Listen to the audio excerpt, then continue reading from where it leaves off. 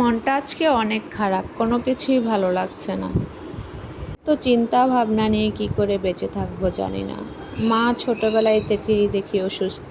অসুস্থ দেখতে দেখতে এই পর্যন্ত আসলাম। মা বোঝার মতো কোনো ক্ষমতা নেই। তার উপর যদি বাবার কিছু হয় তাহলে তো কিছুই ভালো লাগবে না। সব কিছু নিঃস্ব মনে হবে। পুরো পৃথিবী জুড়ে শুধু শূন্য মনে হবে। আমার মা তো ছোটবেলা থেকেই দেখি অসুস্থ। মায়ের আদর ভালোবাসা কখনোই পাইনি। একমাত্র ভরসা ছিল বাবা। বাবাও যদি অসুস্থ হয় তখন আমার আর কিছুই ভালো লাগে না। যখনই শুনি বাবা একটু অসুস্থ তখন আর কিচ্ছু ভালো লাগে না। আমার মনে হয় যেন হাত পা কাঁপতে থাকে। চারিদিক শুধু শূন্য মনে হয়, অন্ধকার মনে হয়। কোনো কিছুই মানতে পারি না সহজে। কেন যে এমন হয় জানি না। হয়তো সব সন্তানদের কাছে এরকমটা মনে হয়। বাবা মা ছাড়া ছেলে মেয়েদের জীবন একেবারেই আমি মনে করি শূন্য, অন্ধকার। হয়তোবা মেয়েদের বিয়ে হয়ে যায়, পরের বাড়িতে চলে যায়, তারপরও মনে হয় যেন বাবা মা ছাড়া সব কিছুই শূন্য মনে হয়। স্বামীর কাছে যতই ভালো থাকি না কেন, স্বামীর ভালোবাসাই আলাদা আর মা বাবার ভালোবাসাই আলাদা। শ্বশুরবাড়ি আর বাবা বাড়ির মধ্যে না হলে পার্থক্য কিসের? তো কথা বলতে একেবারেই মন চাইছে না, কি করব জানি না। বাবা অসুস্থ হয় এটা শুনলে আমি মানতেই পারি না কিছুতে, কারণ ছোটবেলা থেকেই দেখছি মা অসুস্থ। এটা দেখতে দেখতে আমি পুরো ডিপ্রেশনে চলে গেছি।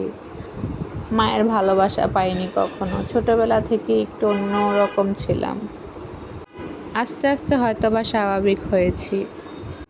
তো যাই হোক, কথা বলতে বলতে আপনাদের সাথে আমার রান্নাটা প্রায় শেষ হয়ে গেছে। আজকে আমি আলুর ডাল রান্না করেছিলাম, যেটা আমার শ্বশুর শাশুড়ি অনেক পছন্দ করে। আমার কাছে যেই কোনো আবদার করুক না কেন, কিছু খেতে মন চাইছে বা যার যেটা প্রিয় আমি সেটাই রান্না করে দিই। বাবা মার পরে তো শ্বশুরবাড়িতে আসলে তারাই আবার বাবা মা হয়ে যায়। তাদের আবদারও তো ফেলতে পারি না, তাই না? মানে আমার কথা বলতে ইচ্ছে করছে না, তারপরও কথা বলছি। ভিডিও বানাতে হয়, কি করব। যারা ব্লগ করে ভিডিও বানায় তারা জানে একদিন ভিডিও না আপলোড করলে কি সমস্যা হয়। কথা বলতে ইচ্ছে করছে না, তারপরও কথা বলছি। তারপর ছোট ছোট দুইটা ছেলে আছে, তাদেরও বায়না কত ধরনের। তাদেরকে খাওয়াতে হয় টাইম টু টাইম। ছোট্ট বাচ্চা তো খেতে চায় না, তাদের নানা আবদার, সেগুলো তো রাখতেই হয়। ছোট ছেলেটা তো একেবারেই খায় না, তারপর তার জন্য তো প্রতিদিনই লুডুস রান্না করা লাগে। তারপরও সে খেতে চায় না, কি করব জানি না, কিছুই ভালো লাগে না। বাচ্চা কাচ্চারা যে কেন এরকম করে, খাবার নিয়ে বিশেষ করে তারা অনেক জ্বালাতন করে। আমি বলবো না যে আমার সন্তান এরকম করে, সব ছোট ছোট বাচ্চারাই মাদেরকে খানা নিয়ে অনেক জ্বালায়। সেটা বলবো না যে শুধু আমার বাচ্চা এমন করে। বাচ্চা কাচ্চা পালতে গেলে অনেক ধৈর্য, অনেক কিছুই পার করতে হয়। ছেলের পছন্দ, বড় ছেলের পছন্দ লুডো। ছোট জন পছন্দ করে, তবে মাঝে মধ্যে খায়, মাঝে মধ্যে আবার খায় না। তো সবাই আমার জন্য দোয়া করবেন, আমার বাবা মায়ের জন্য দোয়া করবেন। আমিও সবার জন্য দোয়া করব, আল্লাহ যেন সবাইকে সুস্থ রাখে, হেফাজতে রাখে, ভালো রাখে।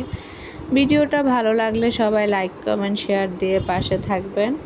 যারা আমার ভিডিও প্রতিদিন দেখেন তাদের জন্য ভালোবাসা অবিরাম। ভিডিওটা ভালো লাগলে ফলো দিয়ে পাশে থাকবেন। আল্লাহ হাফেজ।